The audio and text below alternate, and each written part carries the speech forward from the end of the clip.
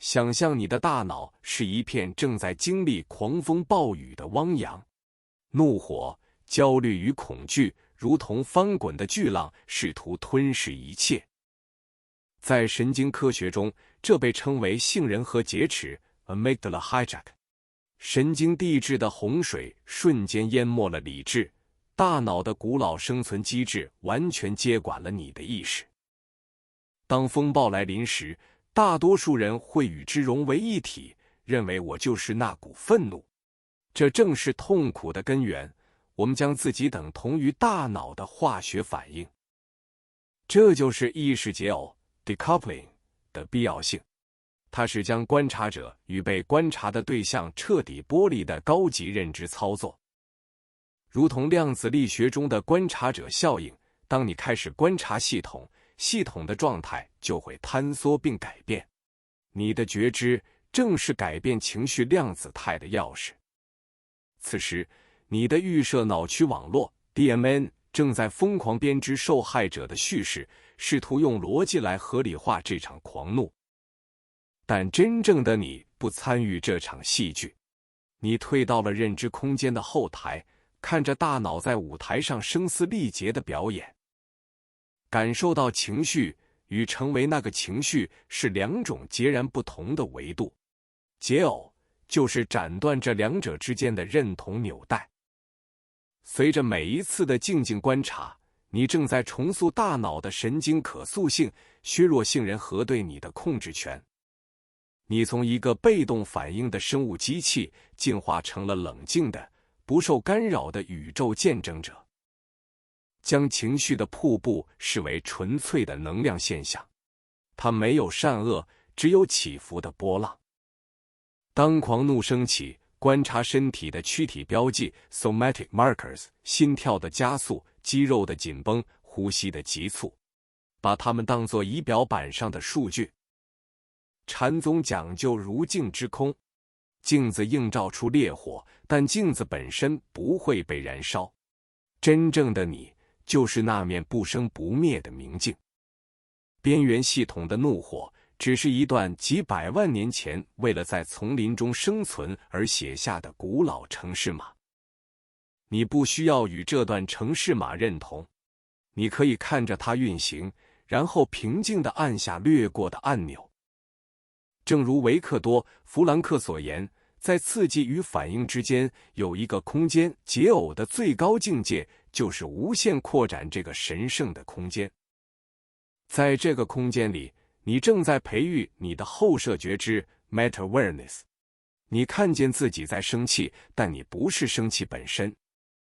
面对内在的混乱，道家称之为无为，不去压抑，不去对抗，只是允许它存在，然后自行消散。所有的神经化学物质都有其半衰期，只要你不去为它添柴加火，这场大脑的狂怒通常在90秒内就会燃烧殆尽。这是一种悖论，当你彻底臣服，完全不试图控制情绪时，你反而获得了对生命最绝对的掌控权。自我 ego 是一座脆弱的沙堡，总在防御外界的侵袭，而真我 true self 则是风暴中坚不可摧的堡垒。你的前额叶皮质 prefrontal cortex 是这场交响乐的指挥家，而不是那些失控的乐器。指挥家看着混乱，但不被混乱吞没。遵循情绪的热力学定律 entropy， 任何狂暴的能量，如果失去了你注意力的喂养，最终都会归于沉寂。将每一个愤怒的念头看作是量子场中瞬间生灭的亚原子粒子，它们不是你，它们只是经过你。在不二论 Advaita Vedanta 的哲学中，你不是被束缚的受苦者，你是容纳所有苦难与喜悦的无限虚空。这就是神经学上的实时解耦 Neurological Decoupling。你看着大脑的齿轮疯狂转动，但你拔掉了与它相连的电源线。你是那片广袤无垠的蓝天。风暴可以在天空中肆虐，但永远无法伤害天空分毫。所有的被冒犯感都只是一种自我指涉 （self-referential） 的认知错觉。当没有一个具象的我在那里，箭矢能射中什么呢？沿着狂怒的藤蔓向下追溯，你会发现它的根部只是一个空洞。